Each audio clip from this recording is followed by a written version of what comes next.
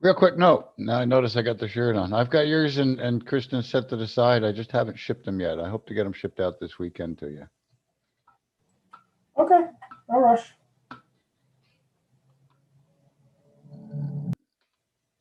Okay, that's set up and live. And we still have a few minutes till we're going to get going. Um, yeah, real quick side note for board business or chapter business, we finally have reacquired the scnormal.org domain name, um, which had been. I ended up originally getting it from some folks up in Canada who held the ownership of the name, and passed it along to Columbia Normal. And Okay. when they dissolved, they were just kind of, I want to say, dicks about it, and they just wouldn't pass it back. Um, Oh, geez. and so it's taken me a number of years of giving them grief, but I finally had them give me the transfer code a couple of weeks back, and then it takes about another week for it to actually transfer and stuff like that. Um, so now I've got it up and redirecting to our website. Um, I don't know if it really matters to anybody or not. It's just that to me, it was kind of important to have it because a lot of the uh, state level chapters have the state initial and then normal.org. Not all of them. I mean, there's a lot of them that don't, but quite a few of the state ones do. Um, I think Vermont's VT and Illinois' IL, and so I don't know. I just thought it was important to get it back to the organization. Um, I don't really see us changing the domain name on all of our paperwork and stuff like that at this point. But anyway, I thought it was cool that we got it back. And Yeah. And can you set it where it redirects us? If people yeah, enter that, it yeah, it's redirects. already redirecting to our website. Perfect. Cool. So Yeah. if we Um, happen to use it, or somebody kind of dyslexic turns our web address around, they'll still find us. Um, and that was my reasoning behind it, really, because some people might get it confused. Normal SC normal, and the the site that it was directed to, Columbia Normal's website, which is still out there, I don't think has been updated since 2016, and it looks like, I don't know, it just looks like a spam site. It looks horrible, and I don't think Normal wants its name attached to it, but I'll have to pass it along to National and let them know that it's still out there. But yeah, thought that was kind of interest. What was the other thing? Oh, slowly I'm trying to upgrade upgrade our merch to the new name, and um, we've been referred by like National for a lot of stuff to go to Sticker Mule. And Sticker Mule runs weekly specials. So what I kind of do is I'll sit in each week, I'll check what the special is that week, and if it's something I think we need on the list and we can afford it, um, I'll go ahead and order it. So they did have a special on some buttons. I think a little bigger than the ones we had before. They're like 2¼ inches. Um, and it was 50 of them for $29. And we'll put the bigger button like that out for $2 on the website, or, when we're out out in the world with our display tent. Excuse me. So I shot that in this morning, thinking those are something we needed to add in anyway, because we still have old ones. I actually had somebody from National, Ben, who's one of the what's the word I'm looking for? Apprentices. It's not the word I'm looking for, but anyway, he ordered one of our $1 uh, old style with the state in the background and the pot leaf low country normal ones the other day, which we still have a few of those ones around. But yeah, it's time to upgrade them a little. Where are we at? 7:01. We still have about another minute or so. I haven't really put the blast out reminder to a lot of folks tonight.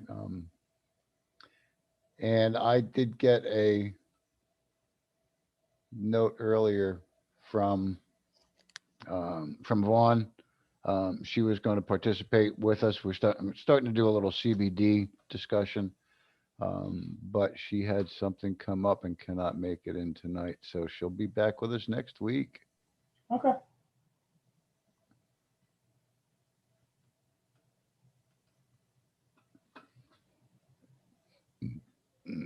Okay, last thing before we hit 7:02. There we go. I'll get my disclaimer. Excuse me, my disclaimer open. There we go.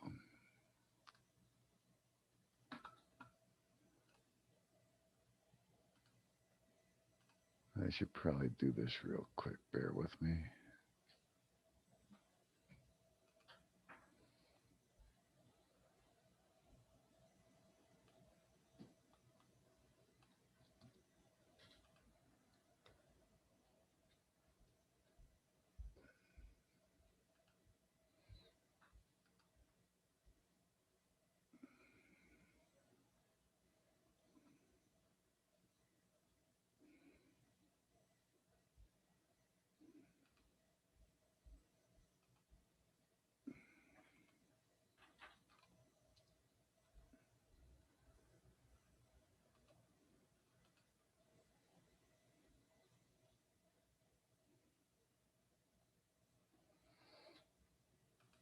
And last but not least, I'll real quick invite Kristen.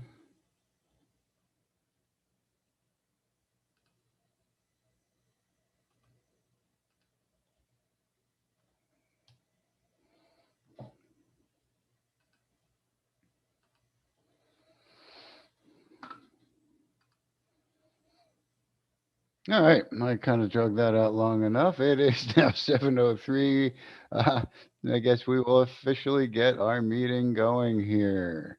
My name's Scott Weldon with South Carolina Chapter of the National Organization for the Reform of Marijuana Law, and welcome to the Wednesday Cannabis Conversation every Wednesday at 7 p.m. All of our meetings are an environment of education and awareness and are not an open market for the sale, purchase, or distribution of cannabis. And we do not encourage or condone illegal behavior of any kind. So, again, as I start most of our meetings, I want to welcome everybody that's joined us on the Zoom call. Welcome anybody who may be watching our live stream to the YouTube channel. Welcome to anybody who's watching as a recording later on YouTube. If you do happen to be watching on YouTube, either live or as a recording, please note that we are not monitoring the comment section. But if you do have comments, questions, or concerns, you can leave those down below in the comment section. We'll visit the comment section in a couple of days and try and address to the best of our abilities your questions, comments, or concerns. Um,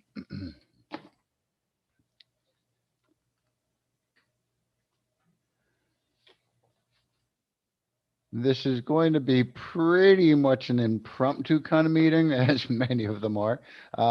But we were having some discussion with as a board the other day, and one of our new board members um, brought up the thought of, hey, why don't we talk a little bit about cannabinoids and that type of thing? And it's something we haven't done in any of our meetings for quite a while, and it does sort of fit into our educational aspect.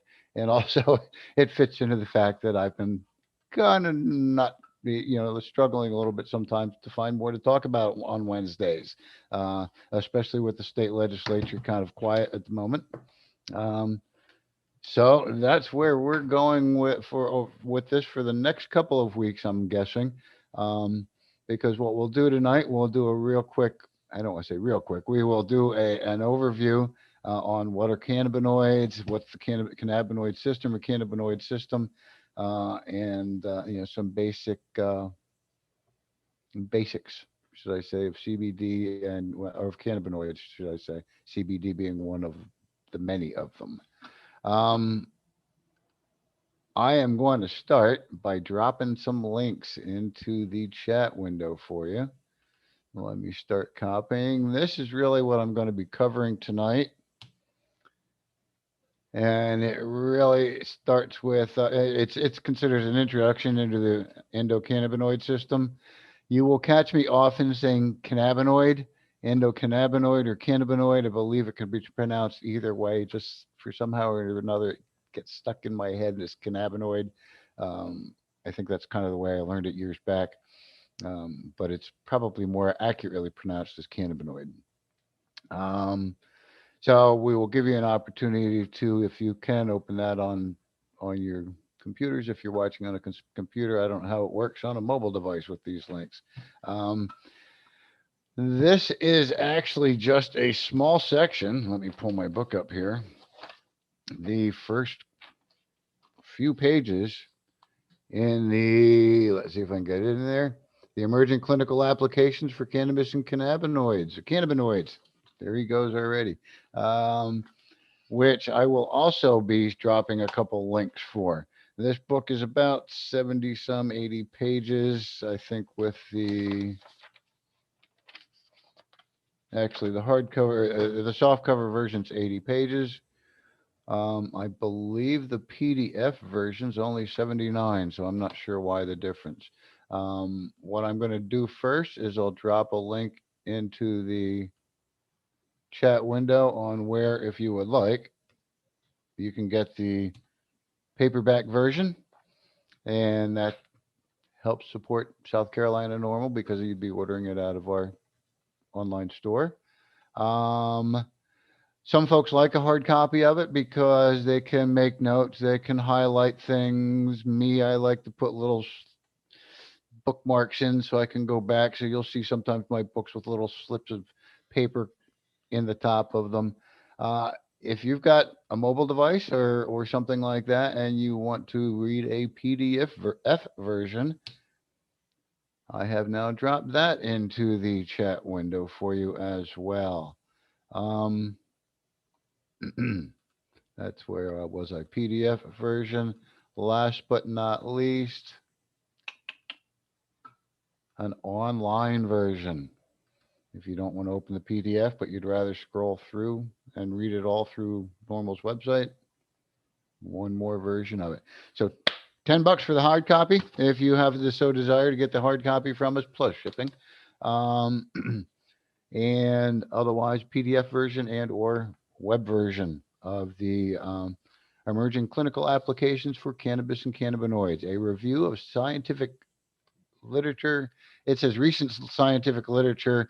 I'll sort of um, back up on that just a little bit because this is what, although it's their expanded revised 8th edition, this edition goes through 2017, basically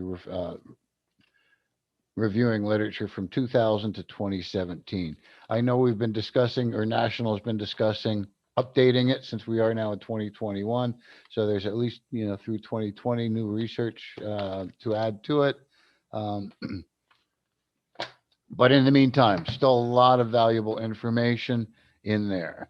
So that's where we're going to start tonight. I am going to do a little share screen with you, although I don't really want to go reading word for word on this stuff because I know that can get tedious. So let me find out where my share screen is. There it is.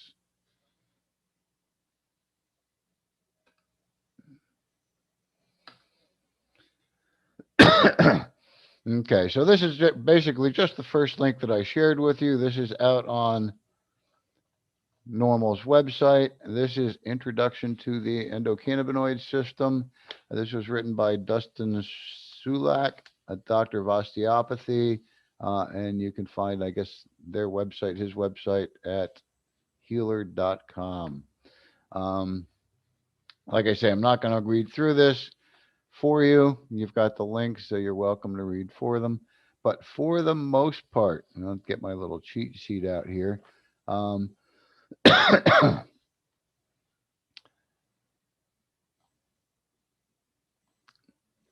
For the most part, when you hear folks talking about CBD or THC, those are two of the most well-known cannabinoids.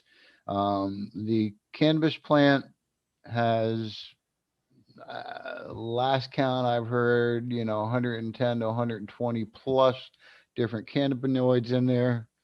Cannabinoids. Let's get this right, Scott. Uh, so and they're still finding more on a regular basis, or identifying more as they move forward. I keep hearing people talking about, oh, CBG's the next new one, or CBN, or but there's over 100 different cannabinoids. Um, One of the things that I generally recommend or suggest to people if they're taking cannabis for um, medicinal purposes is you want a full spectrum cannabis product, or at least a full spectrum CBD low THC product if you are in uh, an illegal medical state, and one that has not been legalized for medical or recreational use. Um, but I would caution you that there is still a little bit of THC in hemp, or in CBD cannabis, however you like to define it at the moment. Um, and although it's a small amount, the urinalysis tests that are usually taken are looking for the metabolites for cannabinoids. So they're not actually looking for specific cannabinoids when they're doing those tests. They're looking for cannabis metabolites. And full spectrum CBDs will set those tests off. So if you're job hunting and you looking in the realm of pre-employment drug tested type jobs, I'd be very cautious about any type of full spectrum product. Um, anyway, um, the one that scares SLED, South Carolina legislature, is the THC, better known as Delta 9 tetrahydrocannabinol. Um, there's also been a lot of talk lately about another one, Delta 8 THC. Um, we're not going to get into those things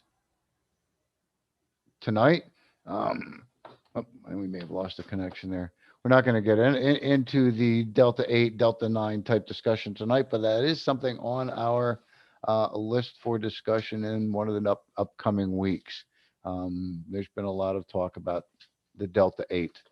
And another part of some of the discussion, and hopefully, if it all comes together next week, we will be focusing a little bit more in on the CBD, the cannabidiol.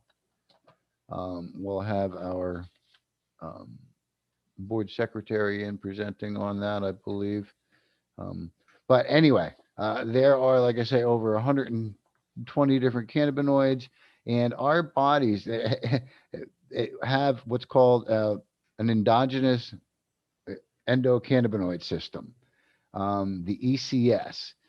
And the reason it's called the cannabinoid system is because it took cannabis testing to actually find it and help them find it.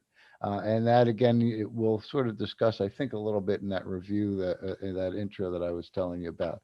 Um, and the cannabis system, the endocannabinoid system, is basically like a lot of our other systems in an aspect of we have a respiratory system to breathe, we have a circulatory system to make our blood flow, we have a nervous systems to make our electronic synapses zap and stuff like that. Yeah, we have a number of different systems in our body, and the endocannabinoid system, for the most part, is a regulatory system of all of those other systems.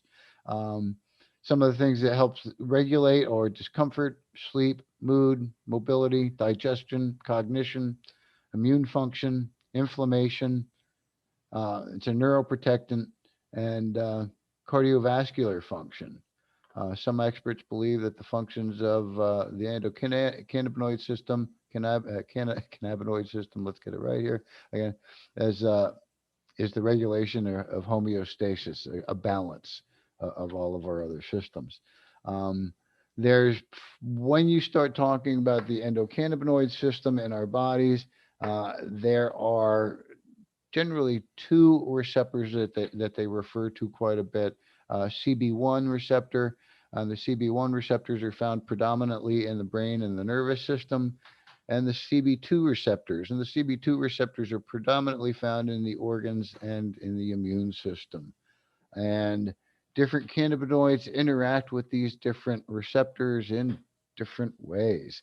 Um, like I say, with the hundreds of different cannabinoids in cannabis, and the countless, I don't know, tens of thousands now, different strains. Um, it's there's so many different variants involved, uh, and certain strains help with certain things better than other things do. And it's not always just the cannabinoids. There are also things known as terpenes that are also play a role in the effectiveness of cannabis in medical health. In our health systems. Again, we'll try and get into some of those details a little bit more as we move forward in the next couple of weeks. Um, I don't want to look at this one too much because this little other thing I have in front of me is mostly CBD related. Let me get back over to this one. Um, Again, I'm not going to just read through everything. Um, I do want to touch on the cannabis receptors, so I am going to scroll down on our screen share here. What are cannabinoid receptors? Some of this is kind of interesting because like all mammals have an endocannabinoid system. Sea squirts are not tiny nematodes, and all vertebrate species share an endocannabinoid system as an essential part of life and adaptation of environmental changes.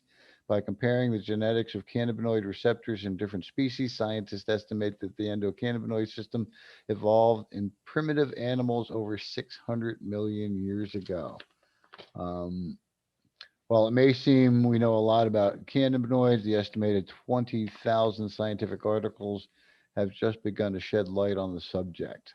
Large gaps likely exist in our current understanding and complexity of the interactions of various cannabinoids, cell types, systems, and individual organisms, challenges to scientists to think about physiology and health in new ways. The following brief overviews view summaries of what we know. And again, I'm not going to read everything to you, but I am going to just sort of talk a little bit about some of these different topics as we scroll down. Mentions in the next paragraph, the cannabinoid receptors are that I just recently mentioned, CB1, CB2. There are others. I believe they found a 3 and a 4, but there's really a lot less known about them. Endocannabinoids are substances that the body naturally make to stimulate those receptors. So there is a difference between an endocannabinoid and geez, now I just forgot the ones that we get from the plant.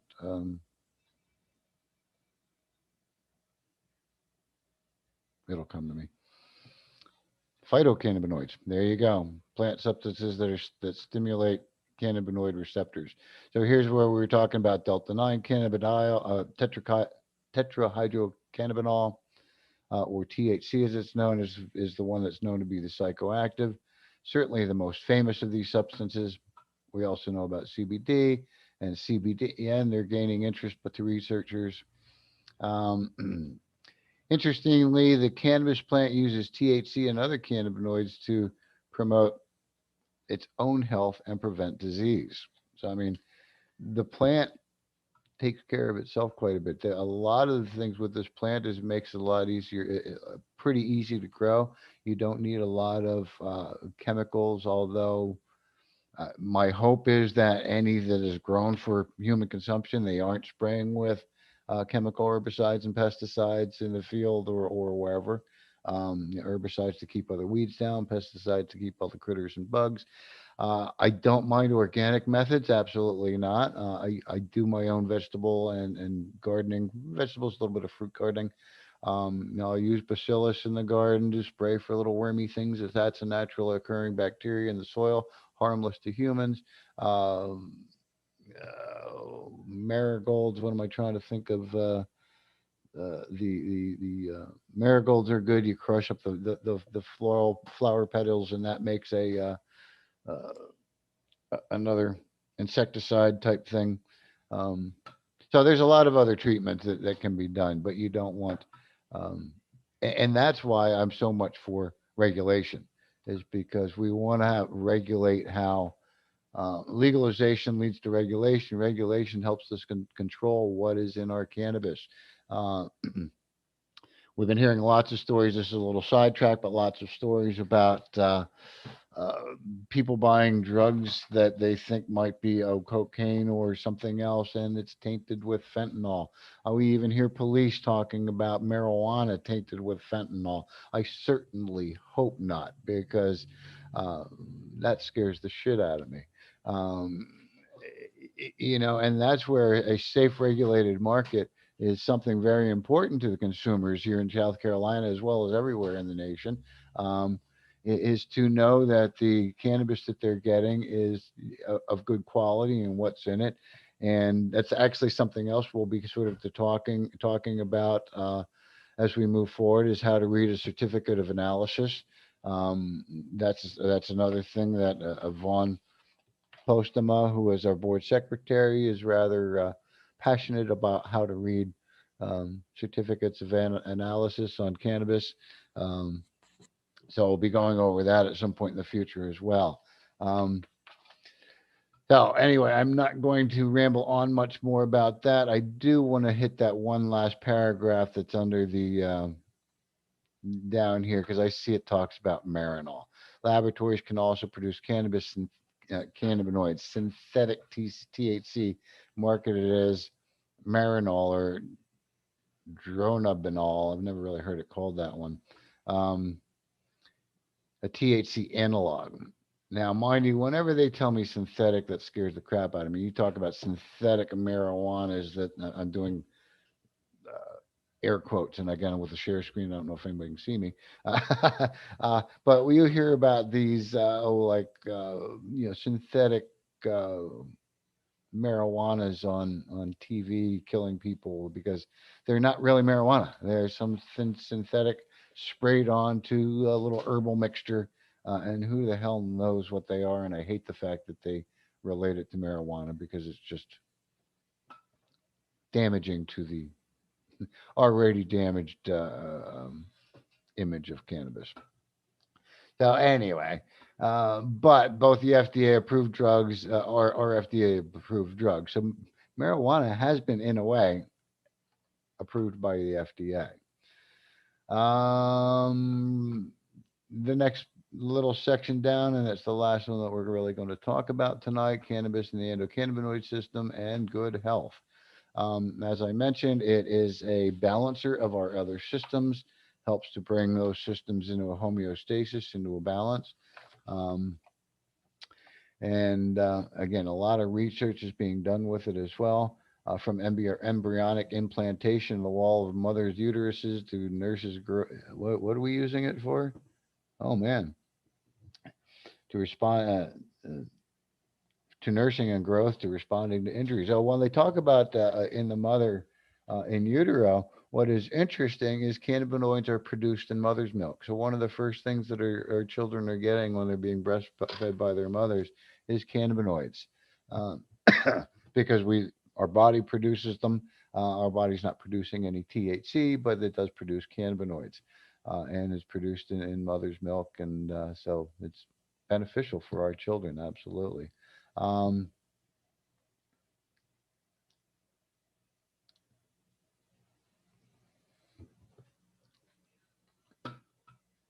as we are, well, as the book goes, and you can, like I say, follow those links.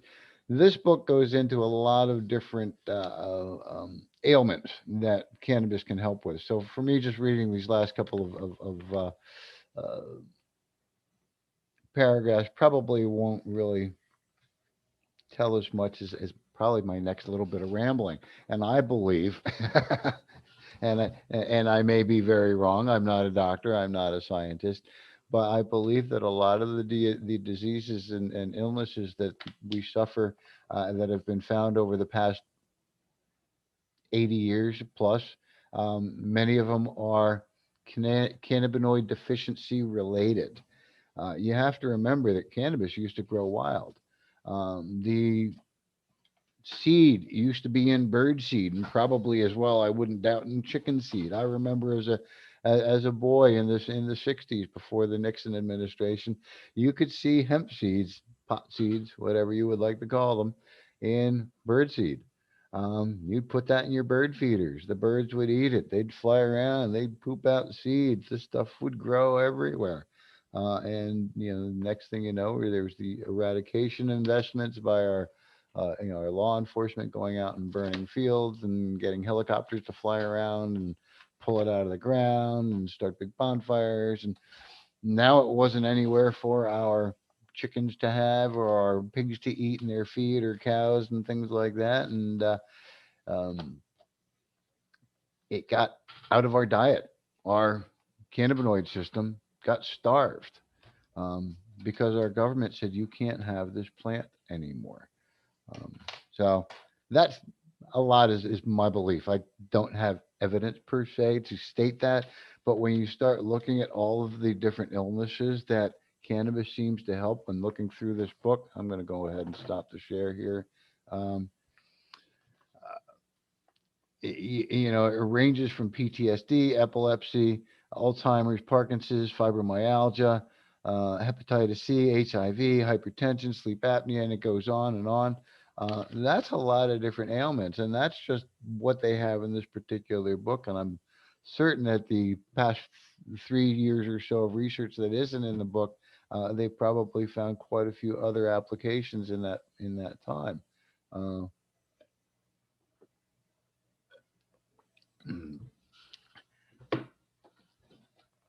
Anybody have any question, comments, input that they would like to talk about on the endocannabinoid system or cannabinoid system, and cannabinoids in general?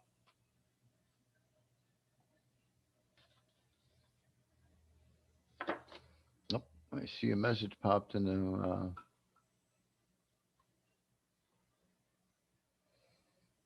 chat. Let me see.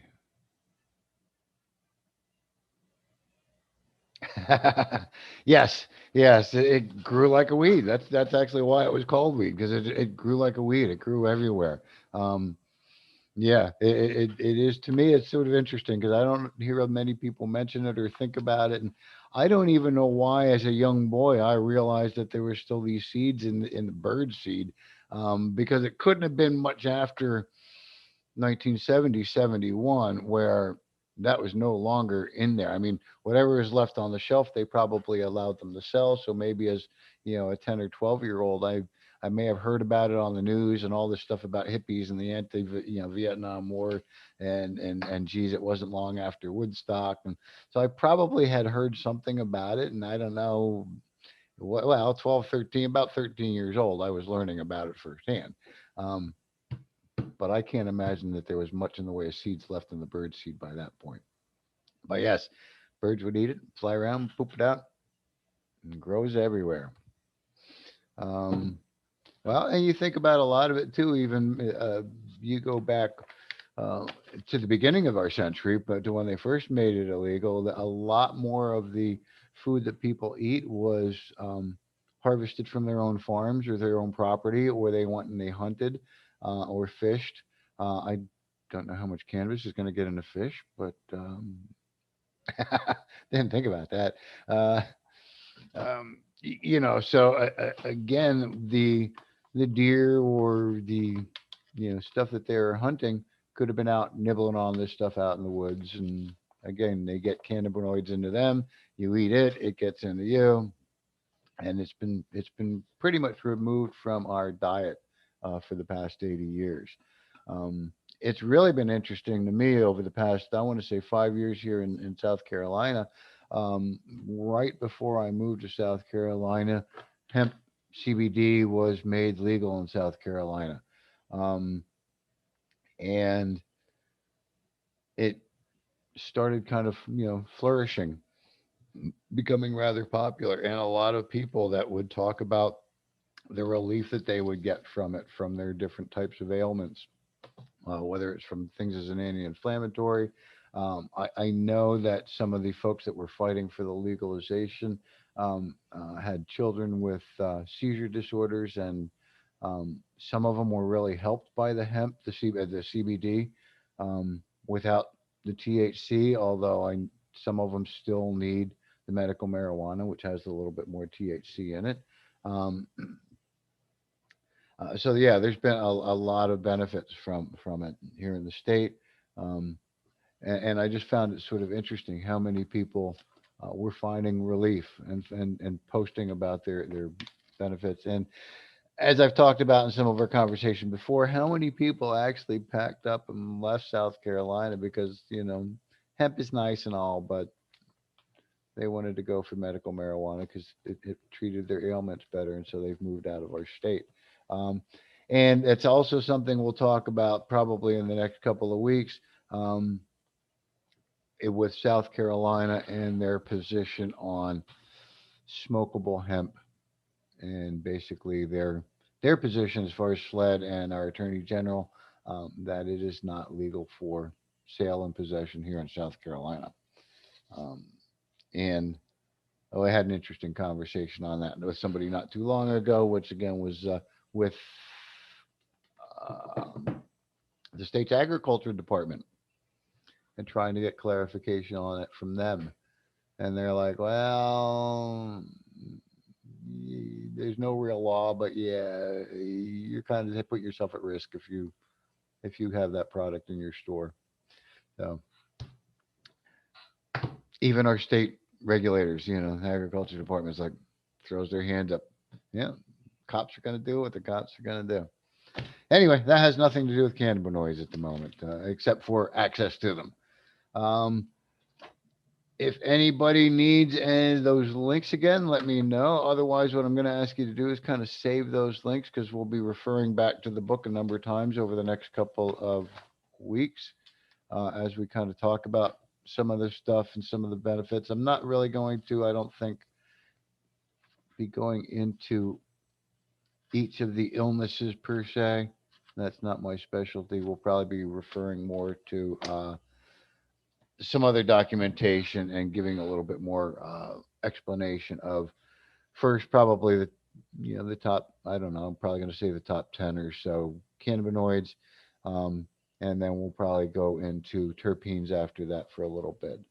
Um, Otherwise, I don't. I just want to give a real last minute update in case anybody on this conversation or viewing this did not catch our meeting last night or our monthly meeting.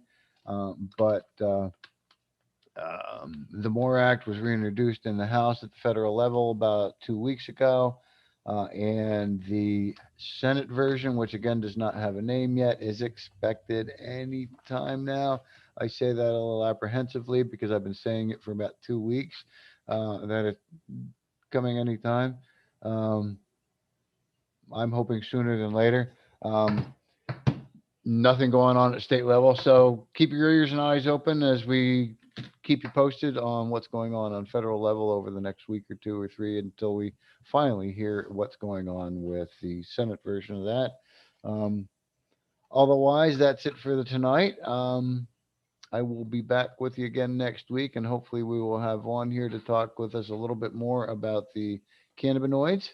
Um, I'm still trying to reach out to Attorney McCoy to find out more about that White Flag app, but I'm kind of watching some of his stuff on social media. He's been kind of tied up at the moment, so I'll get back to you as we get that arranged as well. That's it for tonight. If you have any questions or comments for me, you can always reach us through our website contact page on normalsc.org or new scnormal.org. But yeah, normlsc.org. Click to the contact page, or you can email at normalsouthcarolina@gmail.com. Don't forget to follow us on Facebook, Instagram, and Twitter, and subscribe to our YouTube channel. That's it for tonight, folks. Thank you so much for joining me. I really appreciate your company. We will be back again next Wednesday at 7 p.m.